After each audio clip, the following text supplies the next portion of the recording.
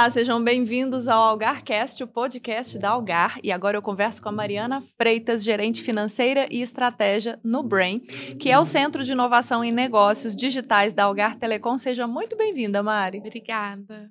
Mari, vamos começar com uma pergunta que é o seguinte.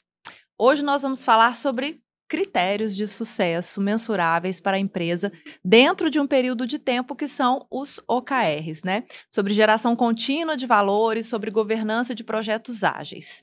Então, para a gente começar o bate-papo, eu gostaria que você contextualizasse essas 3 ferramentas para nós e falasse como elas estão ligadas entre si.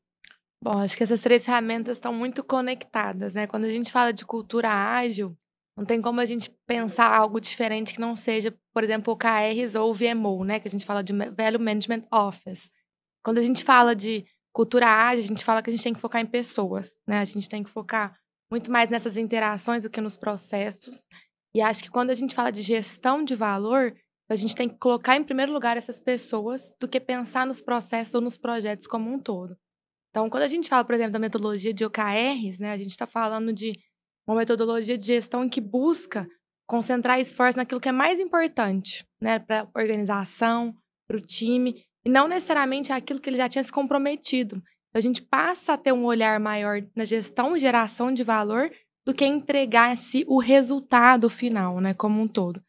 O Value Management Office, né, que também está muito correlacionado, né, com metodologia ágil, né, com essa gestão de valor, é uma forma da gente acompanhar como essas pessoas estão entregando esse valor e gerando esse valor para a empresa.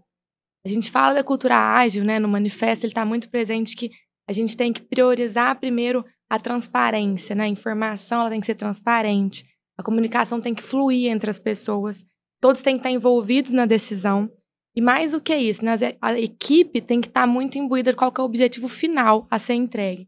Então, quando a gente considera isso tudo, né, todos esses conceitos, acho que tem muito a ver essas 3 metodologias, né? Seja OKRs, seja o Value Management Office e o ágil como um todo. Trabalham juntos, caminham juntas, né? Juntos. Interessante, Mari. E é interessante a gente entender como cada uma atua dentro das empresas, né? Quais são os benefícios que uma organização pode alcançar com essas ferramentas?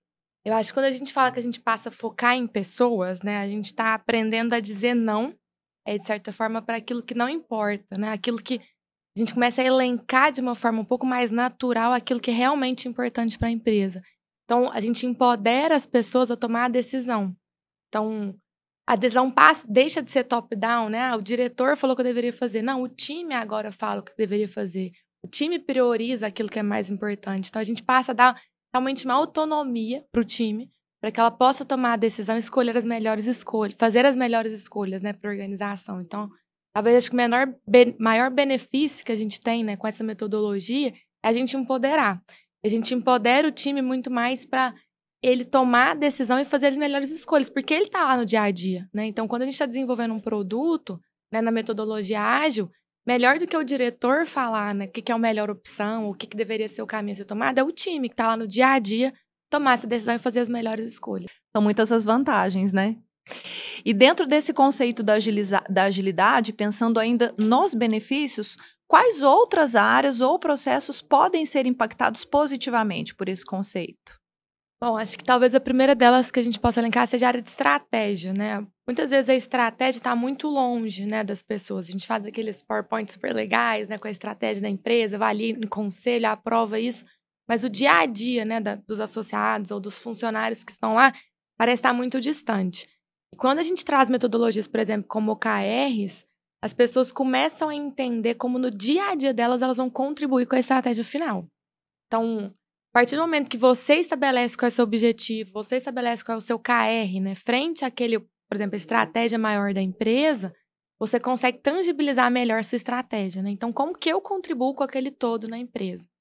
Acho que talvez esse seja o principal benefício em termos de estratégia. Outra área que é muito beneficiada é a área de produtos, né, de projetos. Acho que quando a gente fez a migração, né, para o ágil, quando os projetos passam a ser ágeis e não mais a metodologia waterfall, acho que as pessoas começaram a entender melhor como que aquilo poderia ser contribuído, como elas contribuiriam, né, com aquele desenvolvimento. E mais do que isso, a gente passa a ter erros mais rápidos, né? A gente consegue errar mais rápido, a gente consegue aprender mais rápido, a gente é mais tolerante, né, ao erro.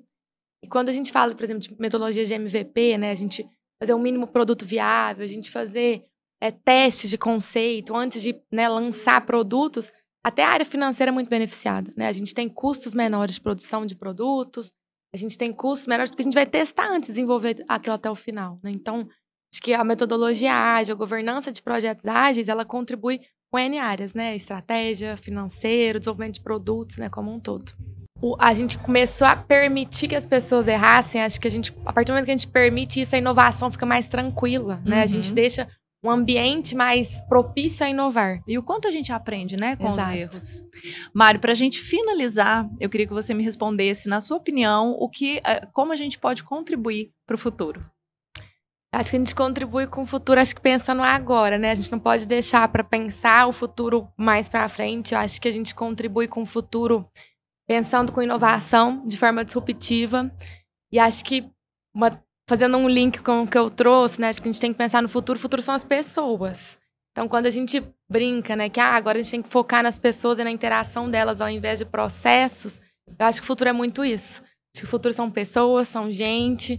Cada vez mais que a gente tiver esse olhar, a gente vai conseguir construir um futuro melhor. Que linda! Parabéns! Obrigada! E esta foi mais uma edição do nosso Algarcast, desta vez com a Mariana, e eu te espero na nossa próxima edição. Até lá!